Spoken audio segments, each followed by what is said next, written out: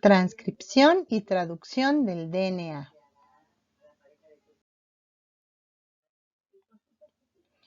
El RNA, ácido ribonucleico. El RNA está constituido por nucleótidos de ribosa con las bases adenina, guanina, citosina y uracilo. No tiene timina. Estos nucleótidos se unen entre ellos mediante enlaces fosfodiéster en el sentido 5'3'. El uracilo, evidentemente, como está marcado aquí, pues no está presente en el RNA en lugar de la timina del DNA.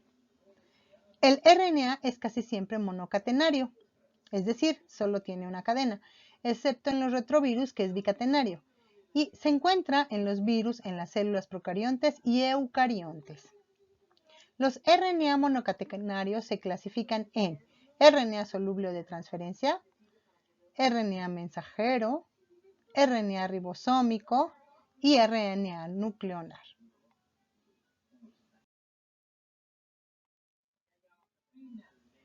Dogma central de la biología molecular.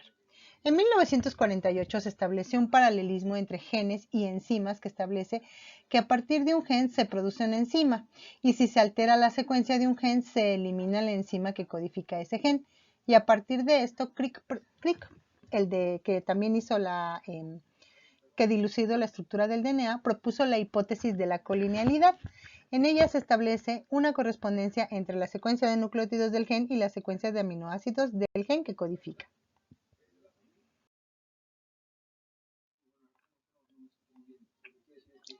En el mecanismo por el cual pasa de una secuencia a la otra de DNA se pueden diferenciar tres procesos. Dos se realizan en el núcleo y el último en los ribosomas. En el núcleo se puede pasar de una secuencia de pares de bases nitrogenadas de DNA a otra secuencia complementaria igual. Este proceso se denomina replicación. También se puede pasar de una secuencia de bases nitrogenadas de DNA de un gen a una secuencia de bases nitrogenadas complementaria perteneciente a un RNA mensajero. Este proceso se denomina transcripción. En los ribosomas se pasa de una secuencia de ribonucleótidos de dicho RNA mensajero a una secuencia de aminoácidos. Este proceso se denomina traducción. Y aquí lo podemos ver.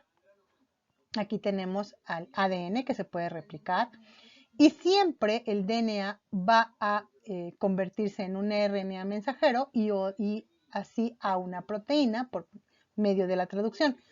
De hecho, esta es la direccionalidad de la vida. Ningún proceso podría tener cabida en sentido inverso, a excepción de algunos retrovirus como el virus del SIDA, que también puede regresar de RNA a DNA, pero es un caso muy extraordinario y solamente se ha visto en este tipo de virus.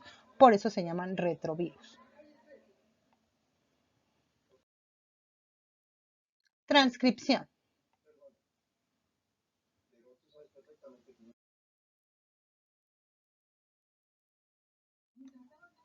El mecanismo de la transcripción.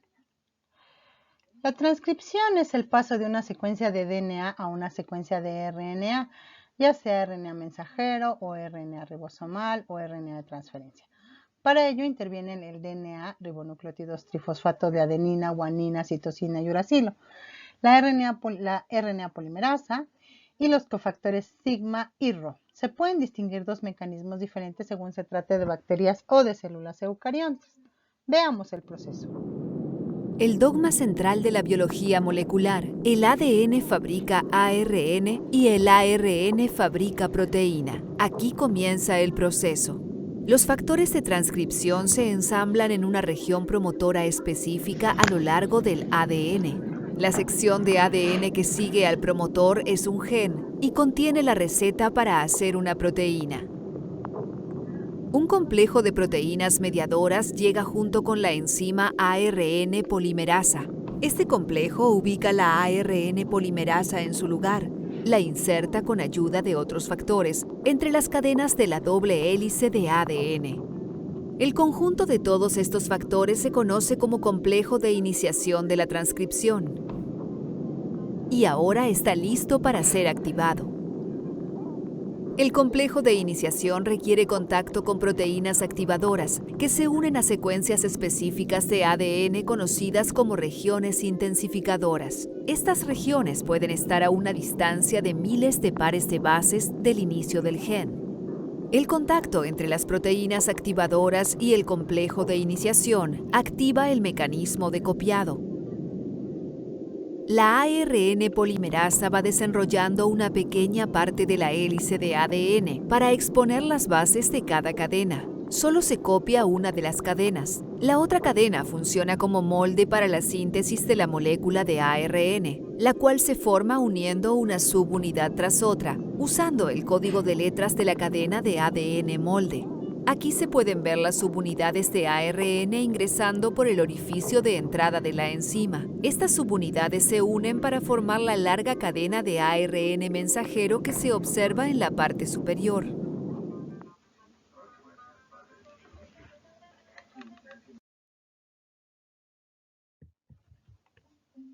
Transcripción en bacterias.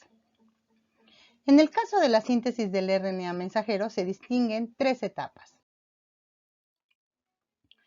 Como vimos en el video, podemos ver la iniciación de la transcripción, en donde la RNA polimerasa se une al cofactor, lo que le permite a esta enzima asociarse a una secuencia específica de DNA denominada región promotora, que podemos ver aquí. Esta es la región promotora. En esta región se han encontrado secuencias de consenso iguales o parecidas a TTGACA y TATAAT. Este tipo de secuencias se llaman secuencias de consenso porque se encuentran en todas las bacterias del mundo. En cualquier tipo de bacterias vamos a poder encontrar esta secuencia de consenso en la región promotora. Y estas secuencias se encuentran a distintas distancias del punto de inicio. También se han descubierto secuencias intensificadoras donde se unen proteínas activadoras, como vimos en el video. Una vez que se une la RNA polimerasa, está lista para transcribir o elongar el RNA mensajero. Vamos a ver cómo se inicia. A continuación, la RNA polimerasa cambia de una configuración cerrada a una configuración abierta y se desenrolla aproximadamente una vuelta de hélice, permitiendo la polimerización del RNA de una sola hebra que se utiliza como patrón. Posteriormente se separa el cofactor sigma. Y aquí podemos ver a la RNA polimerasa que se une al promotor con ayuda de los factores de transcripción. Como vimos en el video, el ADN se dobla para que la región intensificadora con las proteínas activadoras hagan contacto con el complejo de replicación, que es la unión de la RNA polimerasa con los factores de transcripción. Una vez que hacen contacto, la RNA polimerasa se libera del factor sigma y entonces comienza la replicación hacia acá, hacia el primer gen, como vimos en el video.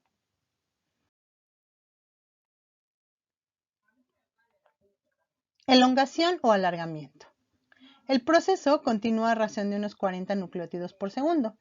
A medida que la RNA polimerasa recorre la hebra patrón hacia su extremo 5', se sintetiza una hebra de RNA en dirección 5', 3'.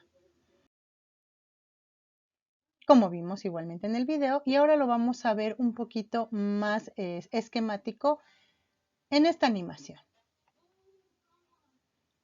Aquí vemos cómo está la secuencia promotora, se une la RNA polimerasa, se abren las dos cadenas y se empieza a polimerizar formando el RNA mensajero. Una vez que encuentra la secuencia de finalización, la RNA polimerasa termina de elongar el RNA mensajero y libera al mismo.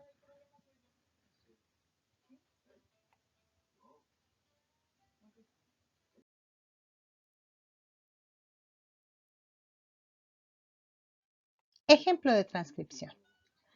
Aquí podemos ver el templete de DNA o la cadena molde de la que vamos a sacar el RNA mensajero. Y aquí vemos que tiene dirección, la dirección es 3', 5'. ¿Por qué está así? Porque recuerden que la RNA polimerasa nada más puede sintetizar dirección 5', 3', como vemos aquí. Si tenemos aquí una adenina en la DNA, obviamente no hay timina, pero en lugar de la timina tenemos un uracilo. Si tenemos una citosina, bueno, pues ahora vamos a tener una guanina. Igual una citosina, una guanina. Aquí otra vez tenemos adenina, va el uracilo. Aquí tenemos una timina y aquí sí va una adenina. La citosina, aquí va una guanina y otra vez adenina y uracilo. Aquí, ¿qué sigue? Pues si tenemos una guanina, pues una citosina que se va a pegar aquí.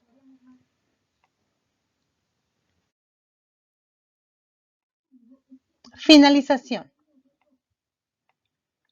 La finalización presenta dos variantes en las que se requiere el cofactor Rho y otra en la que no se necesita. La finalización en las bacterias se produce al llegar a una secuencia rica en guanina y citosina, que posibilita la autocomplementariedad de la cola del RNA, lo que da lugar a un bucle final que produce la separación del DNA.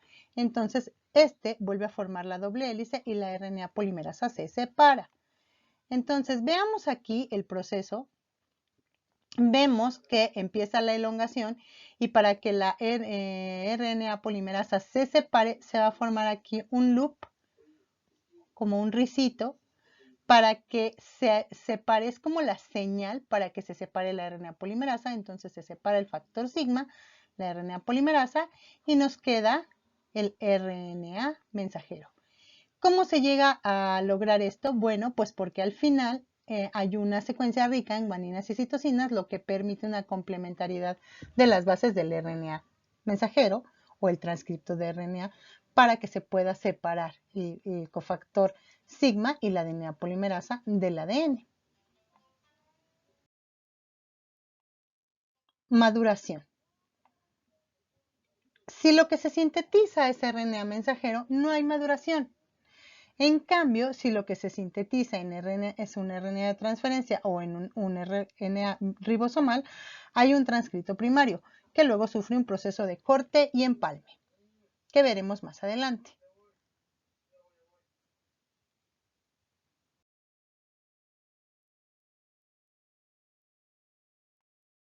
Transcripción en eucariontes. Hay que resaltar que hay tres tipos de RNA polimerasa dependiendo del tipo de RNA que se sintetice.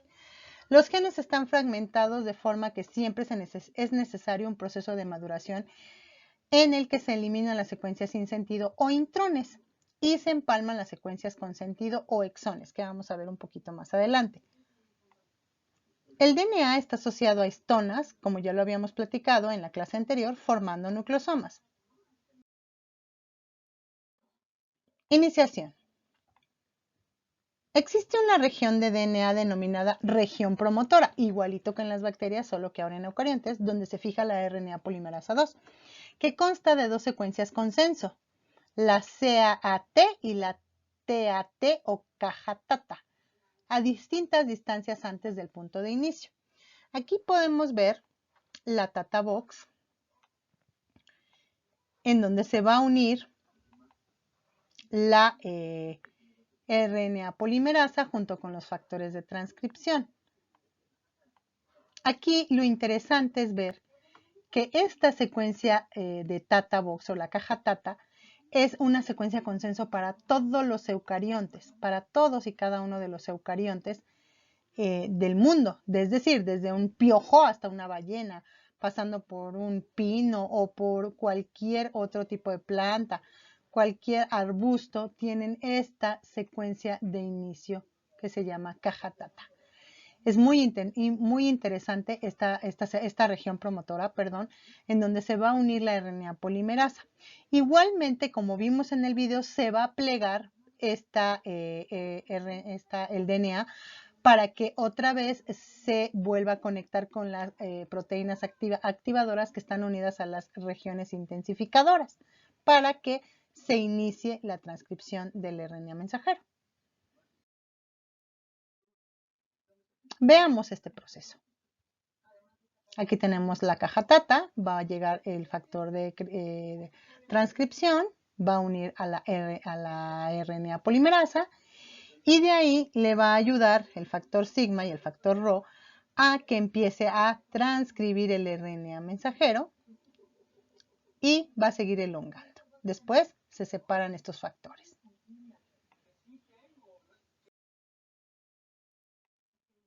Alargamiento o elongación. El proceso de síntesis continúa en sentido 5'3'. Al cabo de 30 nucleótidos transcritos se agrega una caperuza CAP constituida por una metilguanosin-trifosfato invertida en el extremo 5, o sea, en esta parte de aquí. Aquí se va a agregar la guanosin invertida, es una guanina invertida con sus 3 fosfatos. Y esta guanina que está invertida va a tener un grupo metilo añadido. ¿Para qué lo quiere? Pues para proteger al ARN cuando salga del núcleo y también va a servir como una llave de reconocimiento en el ribosoma. Recordemos que todo este proceso se lleva a cabo en los eucariontes en el núcleo y la síntesis de proteínas se va a llevar a cabo en el ribosoma, en el retículo endoplasmático rugoso. Por lo tanto, pues el RNA mensajero tiene que atravesar parte del citoplasma y debe estar protegido para que ninguna enzima lo degrade.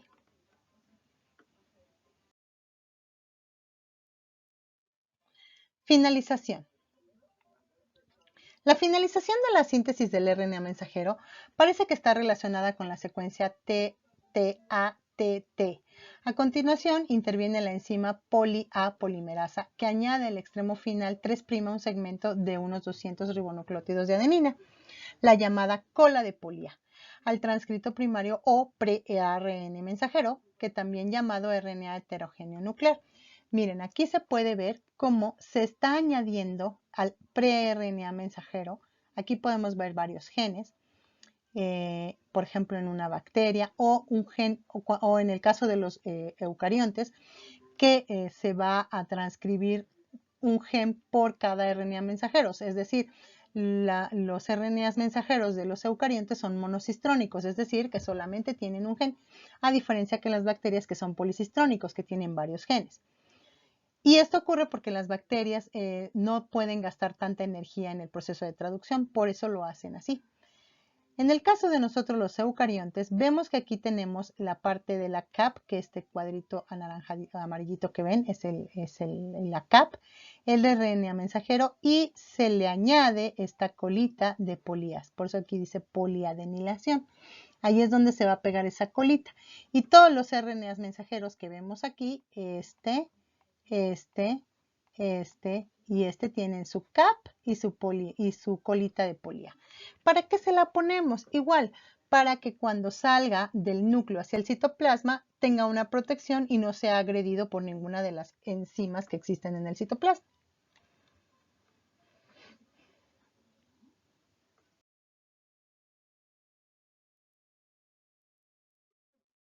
Maduración. Se produce en el núcleo. La maduración la realiza una enzima denominada ribonucleoproteína pequeña nuclear, que es un complejo proteína, un complejo de proteínas. El RNA-PN tiene una secuencia que son complementarias a las de los extremos de los intrones. Ahorita vamos a ver qué son los intrones. Al asociarse al intrón se curva y se desprende. A continuación actúan RNA ligasas específicas que empalman los exones. Ahora, ¿por qué se llaman intrones y exones? Aquí recordemos que tenemos el RNA mensajero, del lado 5' tiene su CAP y del lado 3' tiene su cola de polías.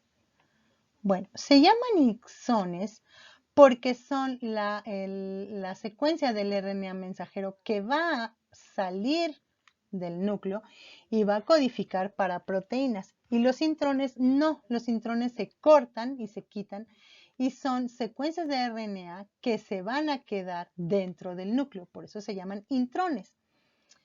Una vez que se identifica el intrón, o sea, la región intrónica, llega la proteína pequeña nuclear, se pega al intrón, lo curva, como vemos aquí, lo curva, y entonces al curvarlo, pues logra que se doble y poder juntar entonces los exones. Y entonces quitamos el intrón y empalmamos los intrones. Este proceso se le conoce como corte y empalme o splicing.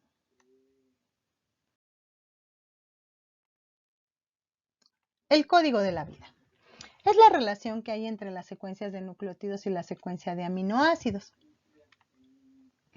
A partir de los experimentos de Severo Ochoa y Grunberg, Mánago en 1955 y de Nirenberg en 1961 se dedujo la clave genética. Dado que son 20 aminoácidos y solo 4 tipos de nucleótidos, la colinealidad no se podía establecer uno a uno, sino como tripletes de nucleótidos. Veamos el código de la vida. El código genético se puede observar que para unos aminoácidos hay varios tripletes, generalmente difieren en un solo nucleótido. Eso se conoce como degeneración del código genético y representa una ventaja en el caso de que exista un error en la copia del nucleótido, ya que seguiría la colinealidad entre el triplete y el aminoácido. Por eso se le conoce como código degenerado. Entonces, por ejemplo, en la fenilalanina podemos ver que tiene el siguiente codón UUU y UUC. Entonces, si por ejemplo la RNA polimerasa se equivoca y en lugar de uracilo pone citosina, pues no hay problema, sigue siendo fenilalanina el aminoácido para el que codifica. Ahora, quiero que revisemos estos detenidamente. Aquí tenemos este codón que dice AUG, que está en otro color, y dice metionina. Este codón es el codón de inicio y siempre va a codificar para la proteína, para el aminoácido metionina. Estos codones que vemos aquí son codones sin sentido, es decir, que no codifican para ningún aminoácido.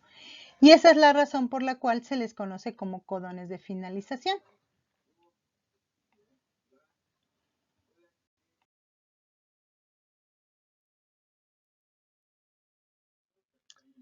La traducción o biosíntesis de proteínas.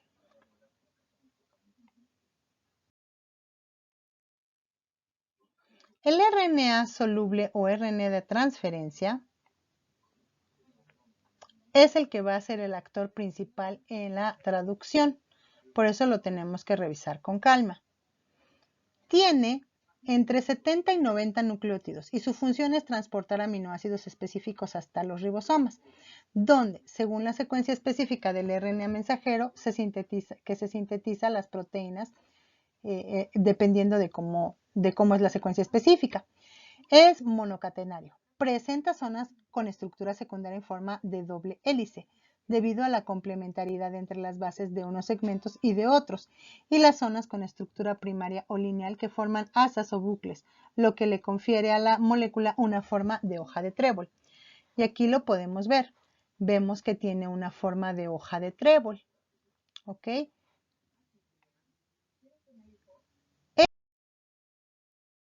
En ella se distinguen un brazo D, aquí está el brazo, y su asa, y un brazo T y su asa, un brazo llamado anticodón, que es este que vemos aquí, que es el que va a tener la complementariedad de las bases con el RNA mensajero, que recordemos que se van a checar por tripletes, es decir, por 3 pares de bases, y este triplete se le conoce como codón, y un brazo aceptor de aminoácidos que vemos aquí.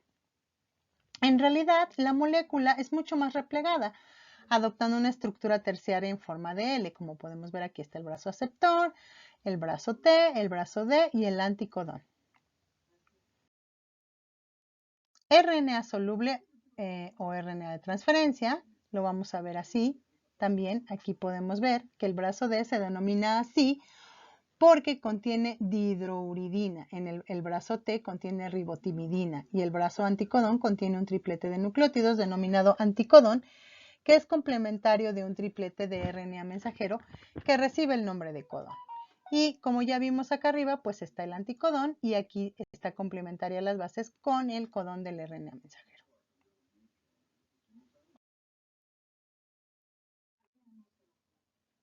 La traducción o biosíntesis de proteínas. En la biosíntesis de las proteínas se pueden distinguir varias etapas. Veamos el proceso.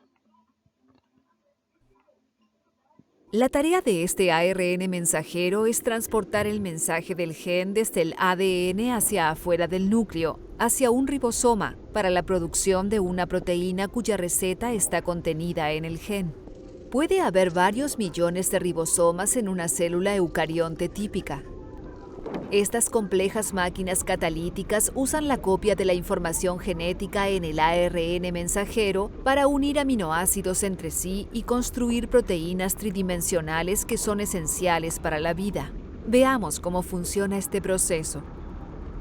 El ribosoma está compuesto por una subunidad grande y una pequeña que se ensamblan alrededor del ARN mensajero. El ARN mensajero atraviesa el ribosoma como una cinta. Los aminoácidos, estas pequeñas moléculas rojas, son transportados hacia el ribosoma ligados a su ARN de transferencia. Los ARNs de transferencia se muestran aquí como las moléculas verdes de mayor tamaño. La subunidad pequeña del ribosoma orienta al ARN mensajero de manera tal que se pueda leer en grupos de 3 letras conocidos como codones. Cada codón de ARN mensajero es complementario a un anticodón en una molécula de ARN de transferencia. La subunidad grande del ribosoma separa a cada aminoácido de su ARN de transferencia y lo une a la cadena proteica en crecimiento. A medida que el ARN mensajero pasa por el ribosoma, la secuencia del ARN mensajero se traduce en una secuencia de aminoácidos. Dentro del ribosoma hay 3 sitios designados con las letras A, P y E. La adición de cada aminoácido a la cadena proteica es un ciclo de 3 pasos. Primero, el ARN de transferencia ingresa al ribosoma en el sitio A, donde se busca una concordancia entre el anticodón en el ARN de transferencia y el codón en el ARN mensajero. A continuación, siempre y cuando haya concordancia, el ARN de transferencia pasa al sitio P y el aminoácido que transporta se transfiere al final de la cadena proteica. El ARN mensajero se desplaza 3 nucleótidos correspondientes a un codón. Finalmente, el ARN de transferencia sin su aminoácido pasa al sitio E y es eliminado del ribosoma para ser reciclado. A medida que continúa la síntesis de la proteína, la cadena terminada emerge del ribosoma. Se pliega de una manera precisa determinada por el orden exacto de sus aminoácidos.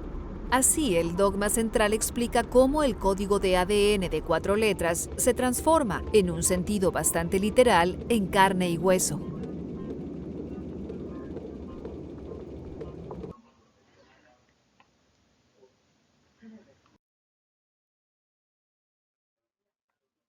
Activación de los aminoácidos. Los aminoácidos, en presencia de la enzima aminoácil RNAT sintetasa y de ATP, son capaces de asociarse con un RNA de transferencia específico y dar lugar a lo que se llama aminoácil RNA de transferencia, liberándose AMP y doble fosfato, quedando libre la enzima que vuelve a actuar para, pues obviamente, poner otro aminoácido con su RNA de transferencia. La unión del aminoácido a su RNA de transferencia específico se realiza entre su grupo COH y el radical OH del extremo 3' del RNA de transferencia. Veamos este proceso. Como podemos ver aquí, tenemos el aminoácido, le vamos a poner ATP y lo vamos a poner en contacto con la enzima. Inmediatamente lo que hace la enzima es romper el ATP, liberar doble fosfato, porque teníamos 3 fosfatos, y al quitarle 2 nos queda una AMP, pero ya unido al aminoácido para activarlo. Después traemos al RNA de transferencia, se lo unimos al aminoácido mediante la AMP, liberamos el AMP y la enzima, y nos queda nuestro aminoácido RNA de transferencia con su aminoácido ya cargado.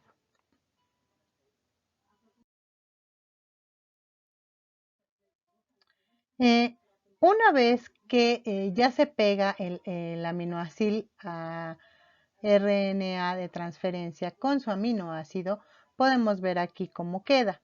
Aquí tenemos el RNA de transferencia, aquí tenemos la base nitrogenada que tiene al final, que es una adenina. Obviamente aquí hubo una síntesis por deshidratación del OH de la adenina que se une al extremo carboxilo del aminoácido que se le va a pegar.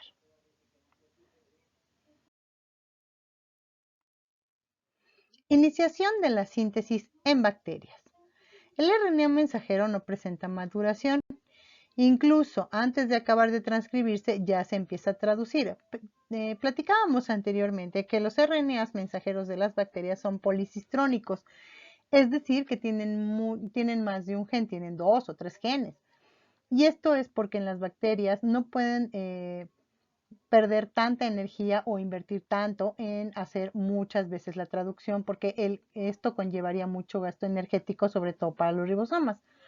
Por eso es que prácticamente después de transcribirse se empieza a traducir. El RNA mensajero se une a la subunidad menor de los ribosomas, como podemos ver aquí, gracias a la secuencia inicial llamada región líder, que es una secuencia que está aquí al inicio, que no se traduce, en la cual hay más o menos unos 10 nucleótidos complementarios con el RNA ribosomal.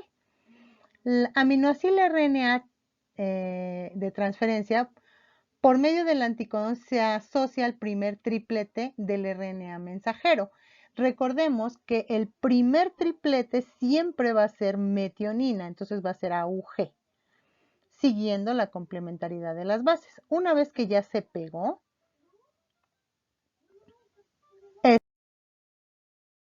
este grupo de moléculas se les une la subunidad ribosómica mayor, o sea, ya está esto y se le une la unidad mayor, formándose el complejo ribosomal activo, que posee 3 sitios de unión, que ya habíamos visto. Aquí no se ve el E, pero está el A, el P y finalmente el E.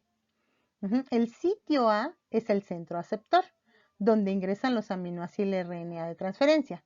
El centro P es el peptidil, donde se sitúa el primer aminoácido que complementa con el codón del RNA mensajero. O sea, ahí se checa la concordancia y libera su aminoácido, como en este caso estamos viendo. Y el centro E es donde se elimina ya el aminoácido sin su aminoácido.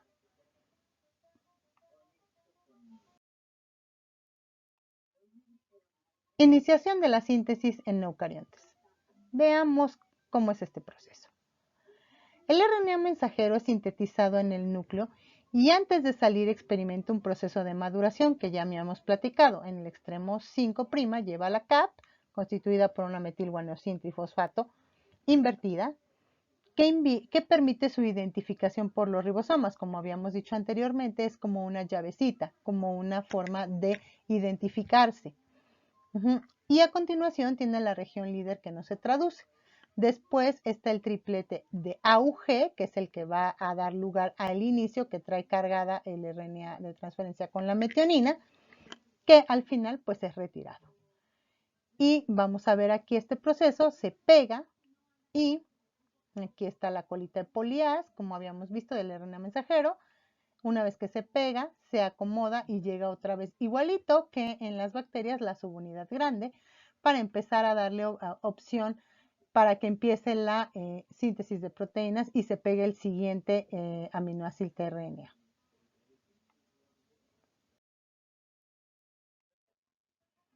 Vamos a verlo en esta pequeña animación. Vemos cómo está el RNA mensajero, la subunidad pequeña, se pega el primer aminoácido que es el de metionina, que es el de inicio, y así sucesivamente vamos viendo cómo se van uniendo los otros RNAs de transferencia y se va formando la proteína, que es esto que vemos en la parte de arriba. Posteriormente va a llegar un factor que va a determinar que ya es el codón de término y despega todo.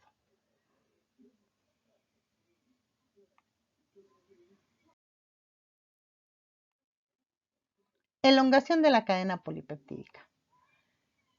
Al centro A llega el segundo aminoácido RNA de transferencia. Ahí se revisa nuevamente la concordancia que habíamos platicado. Aquí la concordancia con el aminoácido. Entonces tiene que concordar este con este. Entonces si tengo yo aquí U, tiene que haber una A, si debe haber una U, tiene que haber una A igual. O sea, tiene que checar la concordancia. Después de que se checó la concordancia, entonces ya entra el centro P. Y en el centro P, el radical carboxilo del aminoácido que ya trae pegadito, como vemos aquí, se une con el aminoácido iniciador, que es el de la metionina, y se forma un enlace peptídico. Esta unión es catalizada por la enzima peptidiltransferasa. Una vez que el aminoácido de RNA de transferencia se queda sin aminoácido, pasa al sitio E y sale del ribosoma. Aquí lo podemos ver de una manera más esquemática porque estamos viendo cómo se están formando ya las proteínas, cómo están aquí los RNAs de transferencia, van pegando, aquí viene uno para concordar, aquí se está acomodando en el sitio P, aquí se está ya formando el aminoácido y por acá sale. Veamos este proceso en esta pequeña animación. Aquí vemos ahora sí están los RNAs de transferencia que están checando con el codón los codones del RNA mensajero y vemos cómo se va llevando a cabo el enlace peptídico y cómo se va moviendo el ribosoma. Este último que vimos, este rosita, es el factor que va a determinar que ya se terminó la traducción.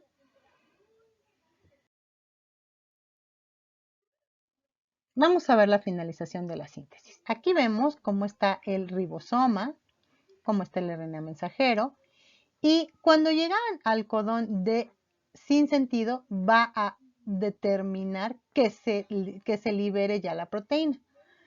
Entonces, estos codones sin sentido que quedamos que son el A, UAA, UAG y UGA, en este caso no existe ningún RNA de transferencia cuyo anticodón sea complementario de ellos. Son reconocidos por estos factores de liberación, se colocan en el centro P y provocan que la peptidiltransferasa haga interaccionar el último grupo COH de aquí, como lo ven, y con el agua, con lo que se libera la cadena polipeptídica y se desensambla todo el RNA mensajero y todo lo que es el ribosoma, etc.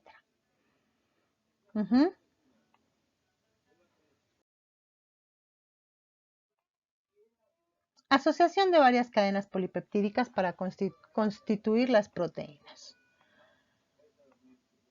A medida que se va sintetizando la cadena polipeptídica, esta va adoptando una determinada estructura secundaria y terciaria mediante los enlaces por puente de hidrógeno y los enlaces disulfuro. Tras finalizar la traducción, hay proteínas enzimáticas que ya son activas y otras que deben eliminar algunos aminoácidos. Generalmente se remueve la metionina, como vimos que se pone al inicio, que va a ser la que va a iniciar la formación de la cadena polipeptídica. Las proteínas pueden estar constituidas por una cadena polipeptídica o por varias subunidades, ya que pueden ser iguales o diferentes, dependiendo de si provienen del mismo gen o de genes diferentes. Como en el caso, por ejemplo, de los eucariontes, que quedamos que el RNA mensajero es monocistrónico. Por lo tanto, pues la proteína puede provenir de diferentes genes, o sea, de diferentes RNAs mensajeros.